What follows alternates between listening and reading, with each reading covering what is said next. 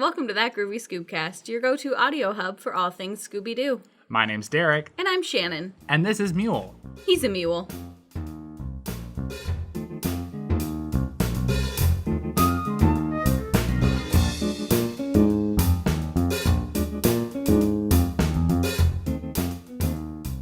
We have returned to the Scooby-Doo and Scrappy-Doo show. Woohoo! You love Scrappy-Doo. Oh, yeah.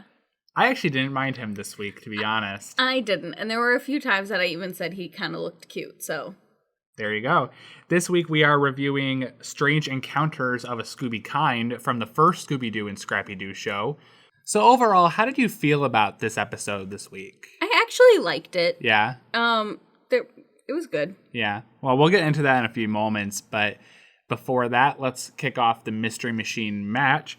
For those of you who don't know, the Mystery Machine match is our weekly Scooby-Doo trivia, where we try to figure out which one of us knows Scooby-Doo better than the other.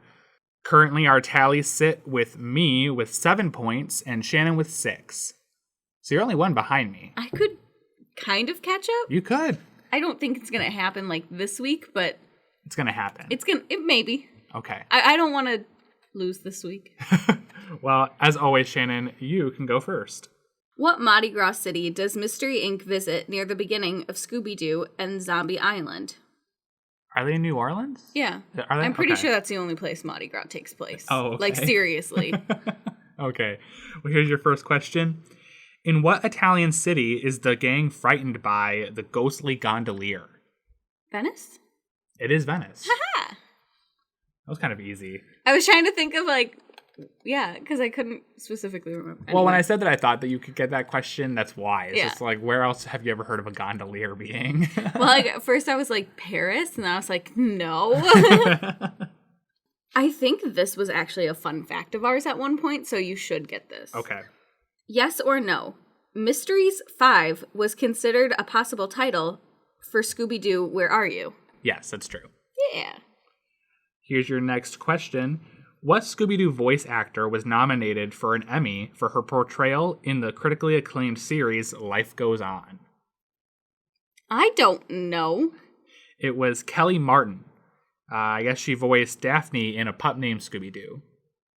Okay. I wouldn't have known that either, so I don't blame you there. Okay. All right, what's your last question this week?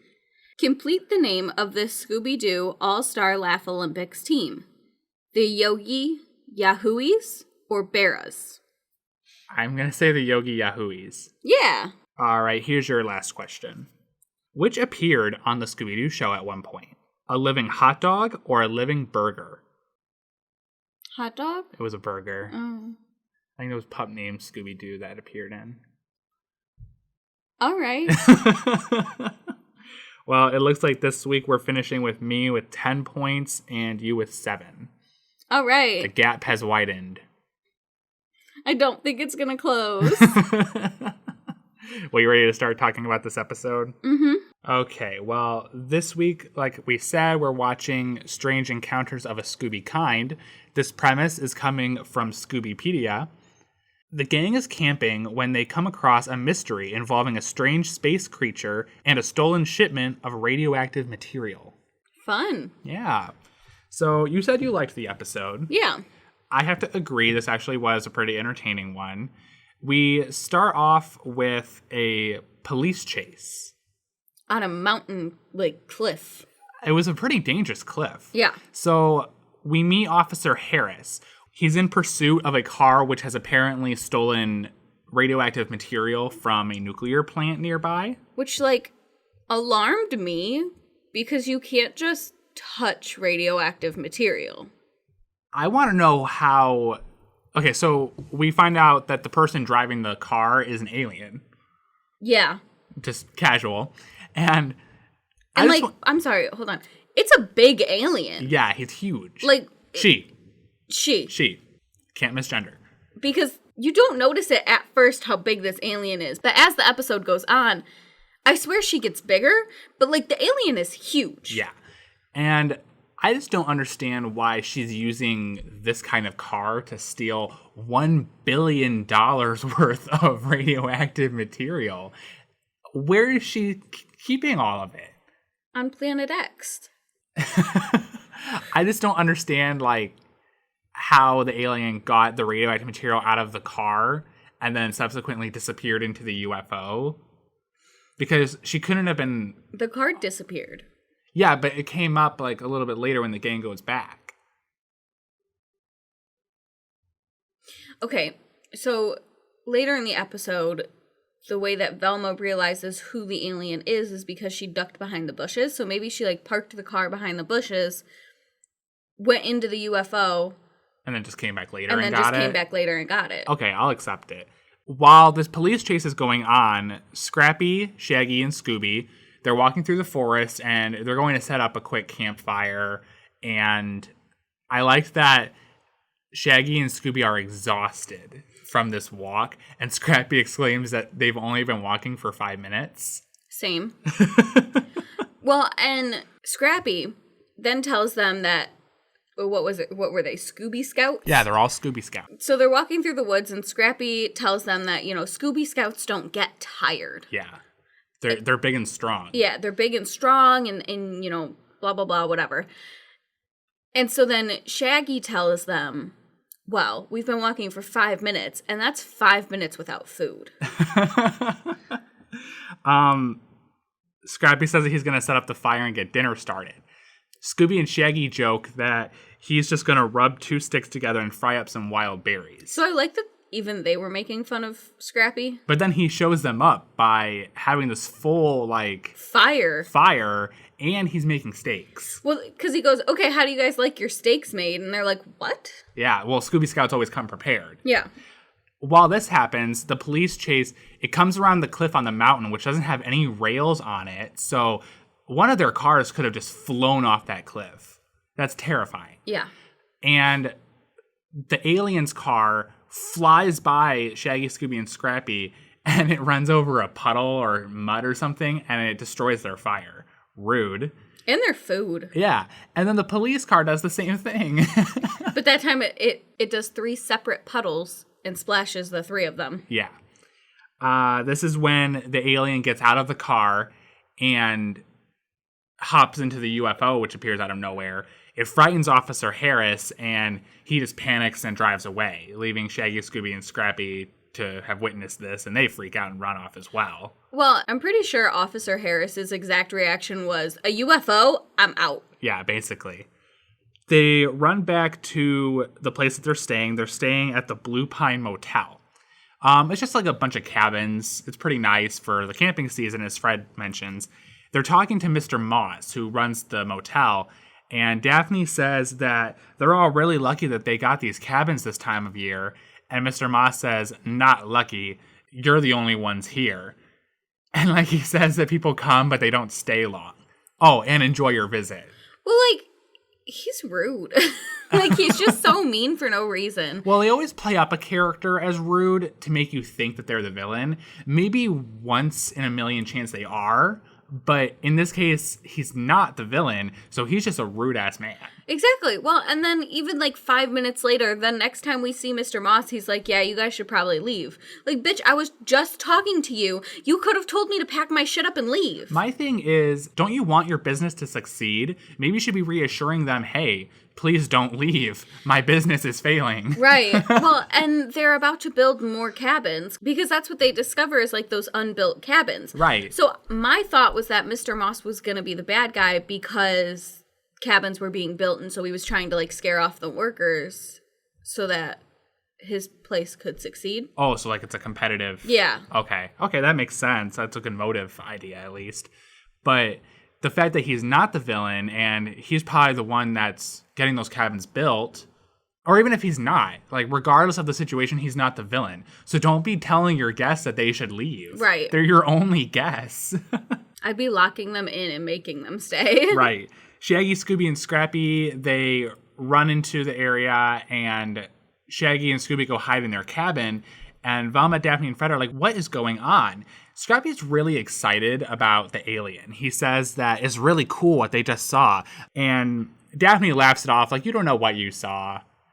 I just like this, like, ongoing dynamic that Scrappy and Daphne probably hate each other. Well, and so even besides that, after Daphne's laughing and like, you don't know what you saw, ha ha ha, and Shaggy replies, "Do you hear me laughing?" Which, like, to the extent of, like, fuck you, Daphne. Basically. Shaggy and Scooby suggest that they pack and they leave. Scrappy says, no, we need to go and show the rest of the gang what we saw. So he runs in to grab Scooby. He runs out of the cabin holding Scooby, who is packing his suitcase. They get back to the site where Shaggy, Scooby, and Scrappy saw the alien. And Fred said, okay, so you saw the alien, and then what did you do? And Shaggy says, we did the smartest next thing, run. And Scrappy says, you were just trying to protect me, right, Uncle Scooby? And Scooby just reassures him, like, yeah. Well, so my thing here is, I think it was this same series last season that we said, that I said that Scrappy really does think that, like, Scooby's this badass dog. Right. So just from this episode, it was so easy to see why Scrappy thinks that Scooby is a badass. Because Scooby always gives these sarcastic comments of, like Scrappy will lead him to the answer, and then he'll be like, yeah, sure, okay. And, like, as a kid, because Scrappy's a puppy, as a kid, you're not going to notice the sarcastic comments. You're not going to think, like, my uncle is leaving me for dead. Like, he genuinely thinks, like, oh, he grabbed me to protect me, and, like, he's doing this for that. Right. And, like, throughout this entire episode, things like that happen. And I'm like, you know, it's so clear that, like, Scrappy really did think that his uncle was, like, this really cool, badass dog. Right. So this is when they discover the car that the alien was driving. Yeah. And they find a bunch of glowing handprints inside, and that's their first clue that, you know, something is making these handprints glow. After this is when Scrappy finds the construction site where they're building those other cabins. Yes. And I think it was Shaggy that said that he won't go down there if that's a... I think he said unless it's a really, like, big pizza parlor, they're not going to have his business. Something so that he was acknowledging, no, that place is fucking scary. Yeah. I'm not going down there. We're not doing that. I liked the way that Scrappy exclaimed that he found the place. He said, jumping doggy fleas. I'm going to start saying that. Please don't. The alien shows up, and the alien calls them Earthlings. How do you feel about the alien speaking English? Okay. So if you have the power to, like, come all the way to Earth, I assume you have some sort of, like, translator or something. It doesn't faze me anymore. I just don't like it when it's not explained why the alien is able to speak English. Like, a good example of when I liked that it was explained was in the original Teen Titans cartoon. In the very first episode, when Starfire lands in whatever city that it takes place in, she kisses Robin. And the way that the Tamaranians learn other alien languages is by kissing. So when they have lip-to-lip contact, they automatically learn the language of whoever they kiss. What if the alien just walked up and laid one on Shaggy?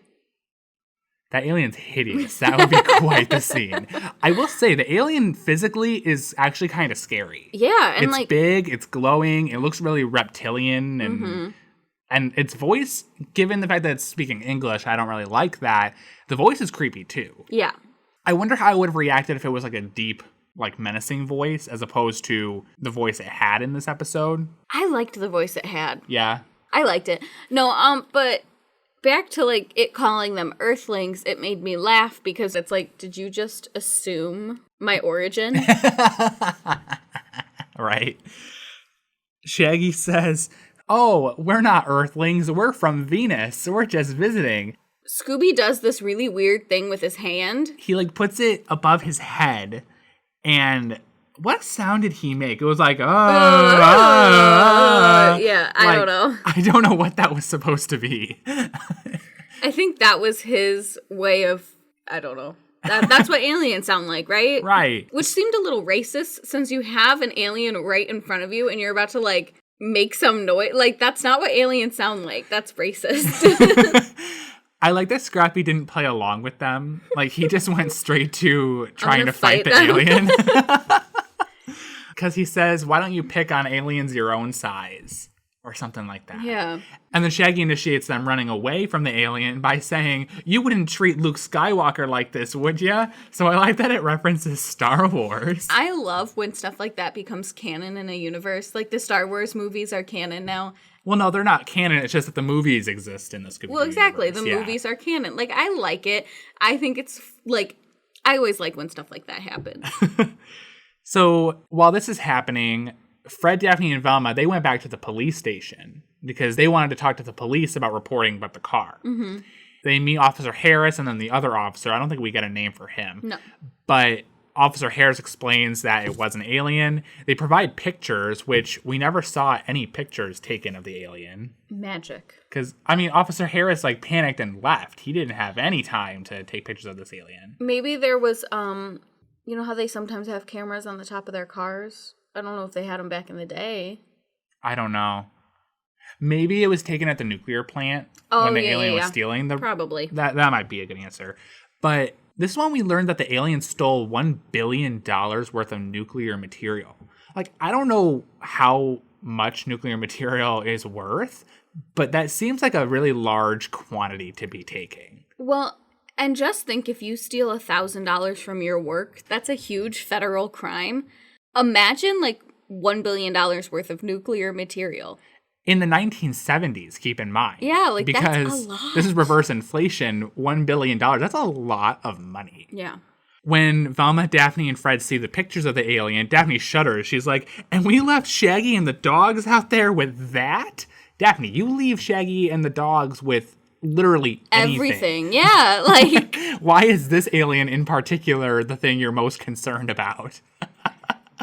you know, I understand why people don't like Daphne. Like, I love Daphne, but these last few episodes, I've really been like, fuck you, Daphne. Like, shut the fuck up.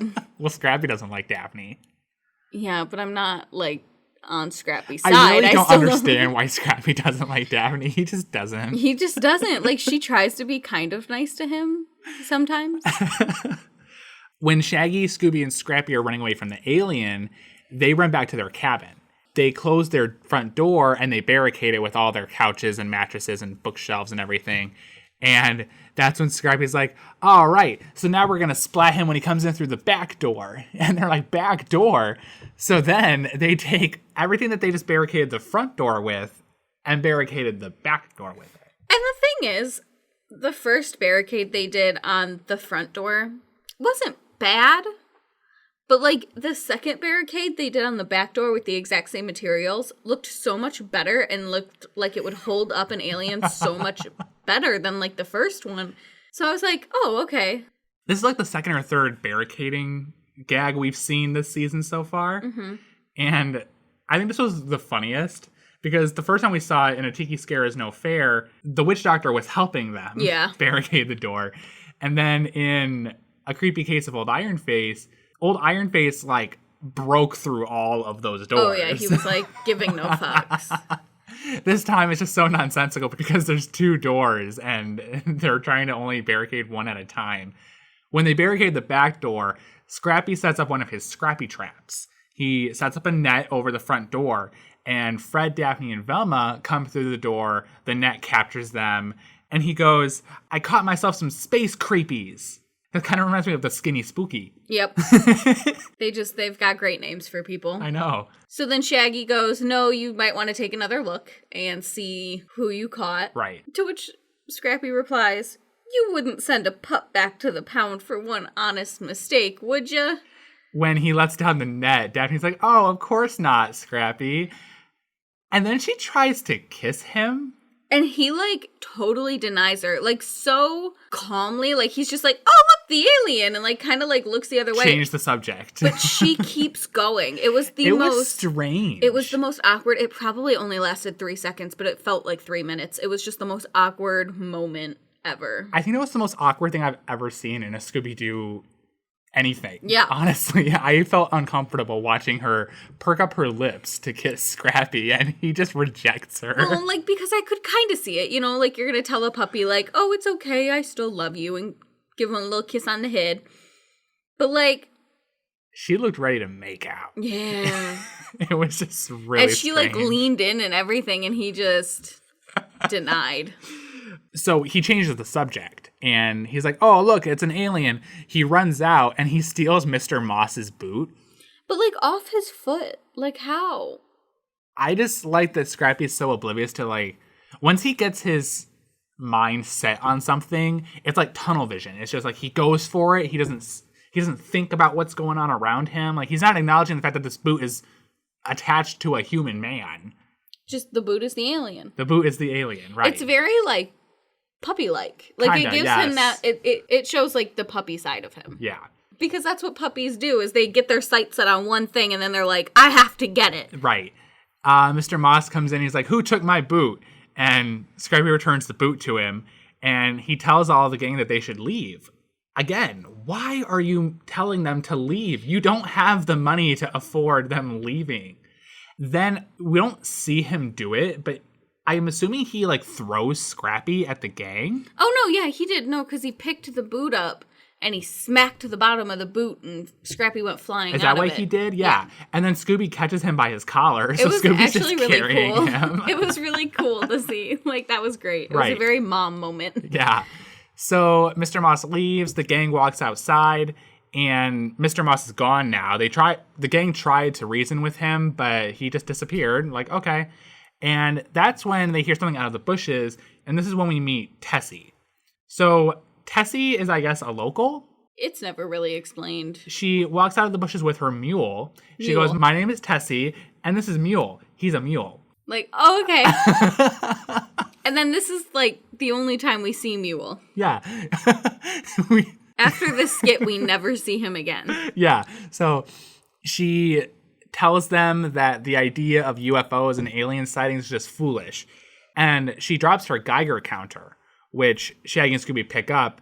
And Shaggy's like, wait, isn't this used to, like, detect radioactive material? And she's like, yeah. So she activates it, and it leads them all to Mr. Moss's office. And they're, like, looking in through the window at him. He looks out, and they all, like, duck real quick. It was very sketchy. Yeah. So then they decide to go out into the forest. I don't know why they decided to do that, but I'm assuming they're just looking for clues or something. Oh, no, because she said, one of the locals had told her that that the UFO landed just over here. Oh, really? So they were going to go check it out. Oh, okay. So they go, and this is the last time that we see Mr. Moss for the rest of the episode. Like, we never see him again. We just cut back real quick to him looking out the window, seeing them walk away. So, again, it's supposed to be a red herring, making us think that he's the alien or the villain. But, again, he's not. So this is the last time we ever see him. He died. Yeah. Probably. So they walk out into this, like, clearing in the forest, and that's when the saucer appears, and it abducts Tessie and the mule. And like we said before, this is the last time we see Mule. So in that, like, 30 seconds, that's the last time we see two characters. Where did they go? I just love when these characters disappear and they're never acknowledged again. No, like, even if they were just like, yeah, Mr. Mule went home and... Mr. Moss went home and the mule, like, went to a farm. I don't know.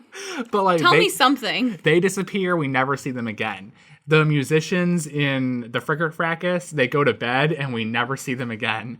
The crashed plane in A Tiki Scares No Fair, we see it and then we never see it again. Scooby-Doo, what are you doing? So Tessie's gone. And Scrappy seems really concerned about the mule being gone. Because Fred's like, oh no, Tessie's gone. And Scrappy goes, and so is Mule. It's the only other animal he's seen. I'm concerned about Mule too, though. Hashtag where's Mule? Hashtag where is Mule? Hashtag find Mule. Hashtag find Mule. We have to get this trending, guys. So after the UFO takes off and they're all like, oh my god, Shaggy and Scooby then walk off a cliff. Yeah, I'm assuming they just got scared during the UFO being there. And yeah, they just walk off this cliff. They're hanging by a stick that's always hanging out of the cliff in these situations. You know, I haven't been around enough cliffs to know if that's, like, a usual thing. Do things usually grow off the side of cliffs? I don't know. But Scrappy goes, Scooby, Shaggy, you're missing all the action. And Shaggy responds, you'd be surprised by all the action we aren't missing. Which is fair because Shaggy and Scooby are always in peril. Yeah. Always. Like they're literally hanging off a cliff right now. Don't tell me I'm missing all the action. And then in 5 minutes, I'll be standing in the middle of a road. Like, leave me alone. At this point, Velma finds a device on the ground. She assumes it's an alien weapon. Okay, wait, because I have a serious question. Because we later learn that the UFO is, like, tied to the thing. The crane, The crane. How did it fly all the way out in the woods? This must be in the vicinity of the construction site. Okay. I'm assuming, like, whenever it's appearing, it's all within a relative distance of the site. Okay, because I'm like, cranes are, like, my only question big. is, so it does turn out that Tessie is the alien. Yeah. My question is, how is she operating the UFO later on when she doesn't have this device? Because the device turns out to be a remote that's controlling the crane. But then later on, when Shaggy and Scooby and Scrappy, they're being bait for the UFO, so the alien is on the ship. So she's not in the crane itself operating it. So Mr. Moss wasn't on it. There's always an accomplice. He got away. Got away. There's always an accomplice that gets away in these situations. They end up going back to the construction site, or are they just happen to be near it? No, so they say, okay, we have to get back to the cabin, because I think officially, like, they're ready to go. Okay. And Scrappy goes, oh, I know where the cabins are, and leads them to the unbuilt cabins. All right. And goes, well, I was close enough. Daphne's like, Scrappy, I think this isn't exactly what we were looking for. These aren't going to be finished for months. Shaggy leans on the crane, which later on turns out to be what's operating the UFO, and it's like burning hot to the touch, and Scooby even tests it, and it's hot. Why is it burning hot? I don't know, because think about when you turn off your car. And like if you feel the hood, it's warm. Yeah, it's warm to the touch, but it's not burning. And this is a crane. They're not even touching like a portion of it that's near the engine. I think Shaggy just leaned on like the part that leads into the seat. Yeah. And then Scooby touched the actual crane itself. And yeah, it's just burning hot to the touch for reasons. It indicates to them that it's been used recently. Yeah. And the fact that the rest of the area looks like it hasn't been touched in months makes them believe that this has something to do with something. Okay, yeah, that makes sense. They go back to Mr. Moss's office to investigate, and they discover that he's gone. So where did he go? He must be helping the alien. He's an accomplice. Yeah. And this is when Shaggy panics, and he says that they are the only humans left on Earth. And then Scooby panics because he's like, oh my god, and we're the only dogs. Yeah. Shaggy agrees with him on that point. And I just love that logic. It's like, so everyone's gone, and now you're the only humans left on Earth. I mean, at least they can, like, make more humans. But, like, the only dogs left. Time to get to procreation, guys. We gotta save the human race. But, like, the only dogs left are you and your nephew.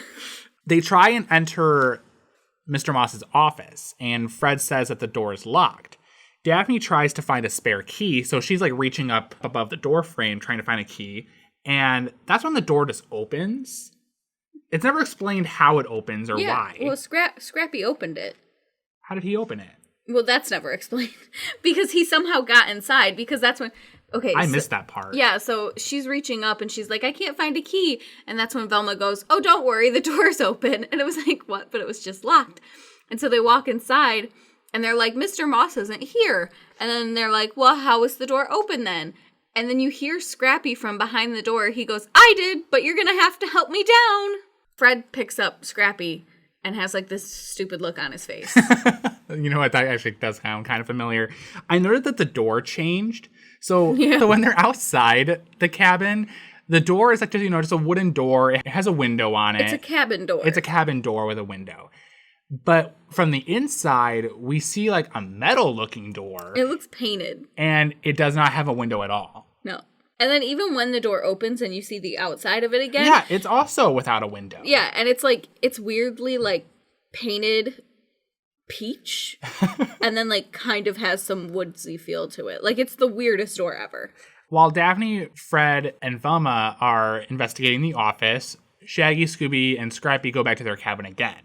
This time, Shaggy and Scooby are packing their suitcase, while Scrappy is unpacking their suitcase. Scooby's like putting folded clothes into the suitcase, and then while he's reaching for more clothes, Scrappy reaches in, grabs the clothes, and is putting them in a dresser. Shaggy says that they need to hurry and get out of here, and Scrappy says one of the funniest lines I've ever heard him say. He says, "Sometimes Shaggy really confuses me." Same. He's reaching the only time I've agreed with Scrappy. He reaches into the dresser and he finds a device. They think that it's another alien device. Okay, I'm going to be straight up honest, though. That thing looked like a bomb detonator. He says, "What could a single button do?" And Shaggy's like, "Don't press it. My thing is, a single button could set off a nuclear bomb, but okay." Is that what Trump's thinking in the office? Shaggy and Scooby, they go and hide under the bed, and they're like, "Scrappy, please don't." Scrappy presses it, and they hear a bunch of booms and explosions. It's just the TV. It was a TV remote, and it turned on a TV show showing a building exploding. Before Shaggy and Scooby can see that it's the TV, Shaggy panics and says that he started a space war. Okay. It blew up Planet X, and now they're coming for us. Yep. Back in Mr. Moss's office, Velma finds the glow-in-the-dark clock. And then Fred discovers that the phone is locked. Right. It's a dial phone. A rotary, yeah. Yeah. And there's like an actual lock on it. On one of the numbers so that you can't turn it. I have never seen that before in my life. I have a rotary phone at home, and I'm trying to think of like how you would do that. It was just so weird. So Velma says that it's time to, try and get to the bottom of the mystery. Everything's coming together. They all hop in the mystery machine and they're driving, and she says that she's going to need some volunteers. Look at how I spelled volunteers. Valenters. I was so distracted because I was trying to like watch and be like, what is going on? But so Shaggy and Scooby reply, volunteers? Who'd be that dumb? And it does turn out they are now standing in the middle of the road. And Shaggy's like... Shaggy's pissed. Yeah, he is. He's like, we didn't volunteer for this. If you want bait, go get some worms. He's pissed. And he's like, who the hell volunteered us? And there's Scrappy just... Which is in his character. He would do that. Oh, 100%. And his logic behind it, because they both look at him and he goes, well, you wouldn't want to miss out on all the action, would ya? He's really concerned about missing the action. Scrappy wants to be involved. Yeah. He wants to be a contributing member of the gang. It's fair. Yeah. He should be. You got to make your way. The UFO appears, and it's hovering over Shaggy, Scooby, and Scrappy. And something I noted about this scene, which I liked, and it's kind of a nice theme around the episode, is that whenever these lights appear, there's these really cool shadows that are going on with all the artwork. Like, Velma, Daphne, and Fred, they're watching the UFO from the bushes, and the light's like shining on them, and you can see all the shadows going around them too. So I thought it was just a nice detail for the episode. Shaggy, Scooby, and Scrappy do end up being abducted, they run onto the ship. Yeah, so the ship lands, and then they, for some reason, run on the ship. No, Scrappy does, because I wrote this down. He said follow me, but he pronounced it follow me. That's incredible. Okay, guys, follow me. I don't know if you lovely. caught that. I did not. Yeah, he just says, follow me. I'm like, did they just not do another take? I don't know who's voicing Scrappy, but let's do another one just to correct that. Even we do second takes. It's okay. So Scooby and Shaggy really only got onto the UFO so they could save Scrappy, because here he goes charging into the UFO. They find Scrappy fighting with his shadow inside the ship. His shadow was really cute. So I told Derek, it reminded me of Pikachu. Yeah.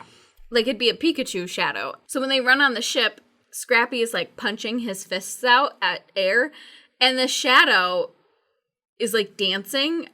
I don't know. It was the arms are, like, weird. wiggling. Yeah, I don't know how to word it. Like, like, the arms are wiggling, not in a way that somebody is punching. Right. It was cute. The door closes on the UFO, so now they're trapped inside. Shaggy's banging on the door trying to get out, and that's when Scrappy says, Shaggy, no one can hear you shouting like that in deep space. He's right. Thanks. Thanks, Scrappy. Yeah. That's reassuring. Velma, Fred, and Daphne, they panic. They try and chase after the ship, but then it lifts off, and they don't get to get on the ship. That's when the ship lands in this mysterious cave area. Shaggy thinks that it's Planet X. The door opens, and the three of them get off the ship, and Shaggy tries to tell the dogs to get back on the ship and stay on the ship. But Scrappy's like, I'm going to get me an alien. And Shaggy's like, I'll buy you one. Let's go. They try to run back into the ship, and that's when the alien appears. Out of nowhere. Right. And so they all panic, and they run. Now they're standing around a bunch of barrels that say nuclear laboratory on it. Mm-hmm. So is this the material that the alien stole? Yes. I really don't understand how all those barrels fit in that tiny car. It was like a sedan. I think that it's been going on. Maybe. Like it's an ongoing crime? Maybe. So how did the alien never get caught until now? I don't know. Because the gang wasn't there. Well, it seemed like a one-time effort on the alien's part. I mean, my thing is, to steal that much stuff, you 100% need like a whole team. Like that stuff is guarded with like people's lives. Like you need a metal bulletproof truck and like at least a team of 6 really good people, if not like a team of 12. You need a team like the R Swindlers gang. Yes. And I don't understand how Tessie even managed to get into the nuclear plant. So then they're looking around and they're like, how are we going to get out of this? And Scooby says, wait, I have a plan. The alien comes up and they're all dressed as like chefs, and Shaggy goes, oh, sir, you have to sit down. Yeah. Da-da-da-da-da. They set up a restaurant. Yeah. Scooby has a huge pile of cooking dough. I don't know where he got it and where he got that much of it. And he kneads it into like what's about to be pizza crust. Yeah. And then flings it, and it covers the entire monster. Keep in mind that the alien is like taller than Shaggy. Yeah. And Shaggy's like 6'5". So this alien is just covered head to toe in pizza dough. Yep. They manage to get past the alien and get onto the ship. So Shaggy, he says, okay, we need to close the door. So Scooby's like reaching around the door frame trying to get it closed, and then Scrappy presses the button that's off on the side.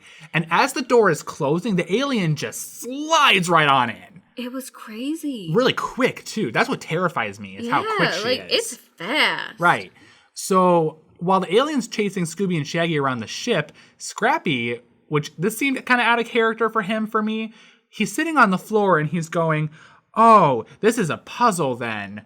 How are we going to get... Is that what he was thinking? Like, how are we going to get off the ship? No, he was trying to figure out who was flying it. That's right. That's what irritated me. And I'm like, just go to the like cockpit and see who's flying it. Like, don't just sit there. Like, who's to say that it's just one single alien? Maybe it's a team of aliens. And hello, Scrappy, you're missing all the action. The door ultimately opens, and now Shaggy, Scooby, and Scrappy are, like, hanging out of the UFO. And they're like, oh, well, we're back on planet Earth. And Fred's like, you never left. Fred and Daphne are operating the crane, which turns out to be holding up the UFO. Mm-hmm. And they set the UFO down, and they manage to get out. And how did they catch the alien? I don't know. I blanked out on that part. Hold on. We're going to fact check this, guys. Just give us a second.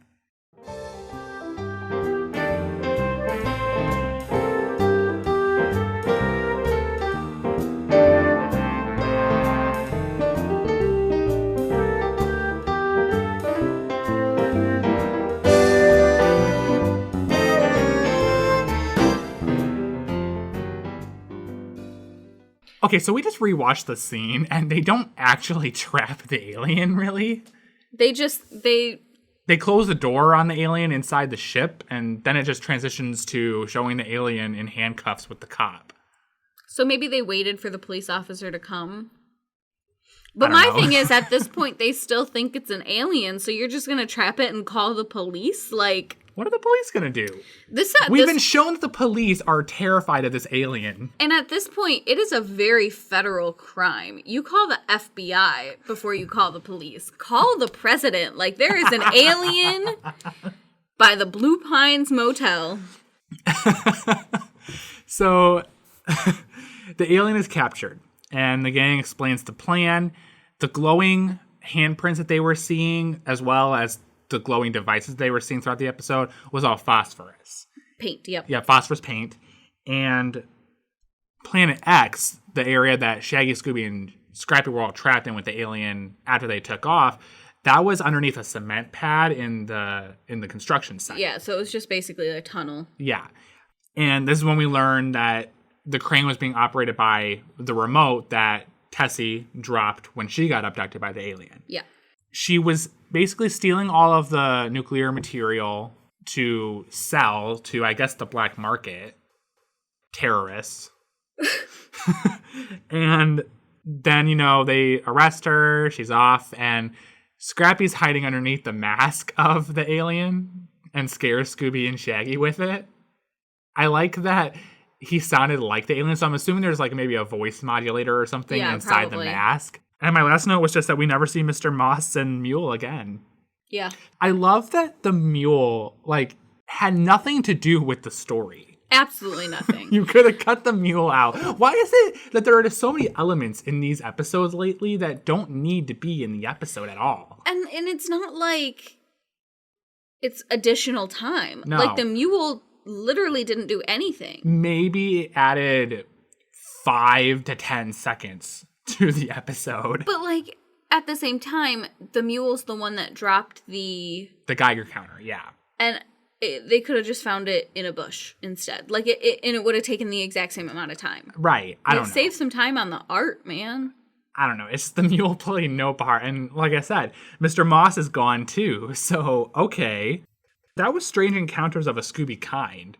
Shannon, how many Scooby snacks did you give it on the Scooby Snack-O-Meter? I actually gave it a 6. Really? Okay. So, despite us going through this review and kind of sounding like we hated it, we did both genuinely enjoy this episode. Yeah. I gave it a 6 because I liked it. It was better than neutral. I think there were things that could have made it better, but I think it was actually one of the better ones we've seen. Okay. What did you like about it specifically? There were a lot of gags and a lot of jokes. We did laugh. The monster was actually kind of scary and looked scary.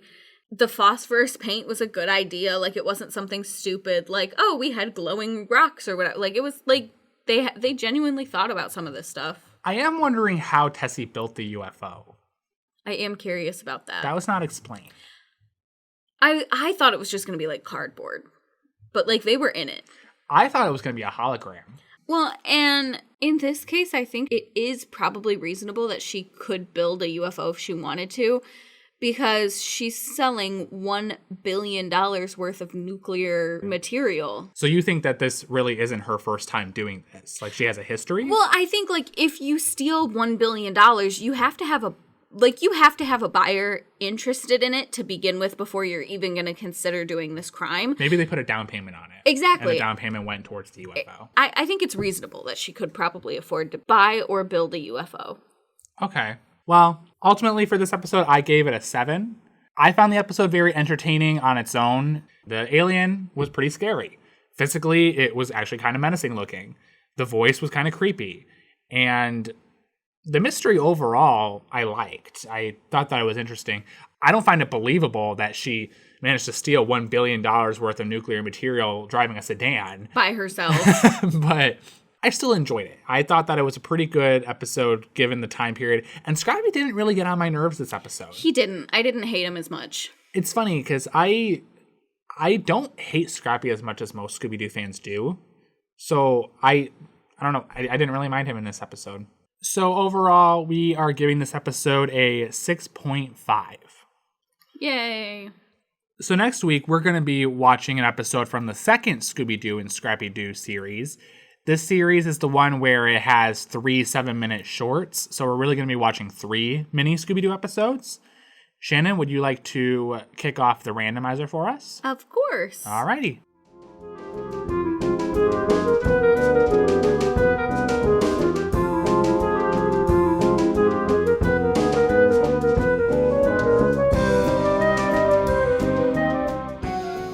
Next week, we will be watching A Close Encounter of the Worst Kind. Captain Canine Caper, and Alien Schmalien. Why are we watching so many Alien episodes? I don't know. Huh. Is our randomizer trying to tell us something? Maybe. Well, I'll provide the premises real quick to each of these. For Close Encounter of the Worst Kind, while on a picnic, Scrappy spots a UFO as it lands. Before long, they find out that the aliens aboard are on a scavenger hunt, and they are taking everything in sight, including the Mystery Machine and even Scooby. I can't wait to see that. In 7 minutes. Right. In Captain Canine Caper, a TV producer hires the Fearless Detective Agency to find Captain Canine, a movie star dog who has been kidnapped and being held for $1 million in ransom. In the meanwhile, Scooby-Doo will take his place in the TV show because he looks exactly like him. Oh, wow. He better look like him. It better not be like Daphne and the fucking vampire. Right. And here's the last episode we're going to be watching, Alien Schmalien. While stargazing, Scrappy notices a spaceship, but he's not the only one. Dr. Bleak and Hugo from the local circus notice it too, and want to put the alien on the ship into their show. What? It's up to the guys to help out Xylon, the alien, before he's the main attraction. Oh. Okay. So we'll be talking about those next week. Do you want to hear the fun fact of the week, Shannon? Always. Do you want to know Fred's middle name? Ew, no. I want you to guess what his middle name is. It's so dumb. It's gonna be, I don't know. It's like the whitest name you're ever going to hear. Jonathan. Herman. Ew. Sorry to all the Hermans out there. Frederick Herman Jones. Quick fun fact of the week. Well, I will say the only Scooby-Doo news I have right now is just the overabundance of Scooby-Doo socks on the market right now. Oh my gosh, we see them everywhere. I was showing Shannon my collection of Scooby-Doo socks before we started recording this morning. Yesterday I was at Kohl's and I discovered 2 different pairs of Scooby-Doo socks they're selling there. And then they're just all the Scooby-Doo socks that we've been seeing at Hot Topic and Spencer's and I think Box Lunch as well. Yeah. And I even see a few packs of them available on Walmart's website. So if you're in the market for Scooby-Doo socks, they're out there. Everywhere. So if you guys want to talk to us about Strange Encounters of a Scooby Kind or any of the episodes that we're watching next week, you can find us on Twitter at Groovy Scoobcast, or you can email us at thatgroovyscoobcast@gmail.com. Or you could visit our website, www.thatgroovyscoobcast.com. If you leave us reviews on iTunes or Stitcher and then email us about it, we will send you a really cool Planispheric disc sticker. We still have a few of those left over from last season. And we have links on our website and Twitter as well for the That Groovy Scoobcast button pins that we're selling. So if you want to show off your enthusiasm for our podcast, you can look into those as well. It's on my Etsy Queen Design Shop. If we see you guys out in public with them, we'll definitely stop and scream with you because that's my goal. We're just going to stop and scream at them? Yeah. I'll stop mid walk in the mall and just go, ah! So if you hear that, you know it's me. And with that, we hope you enjoyed That Groovy Scoobcast. Come back next week for a Scooby Snack filled time. Bye, guys. Bye.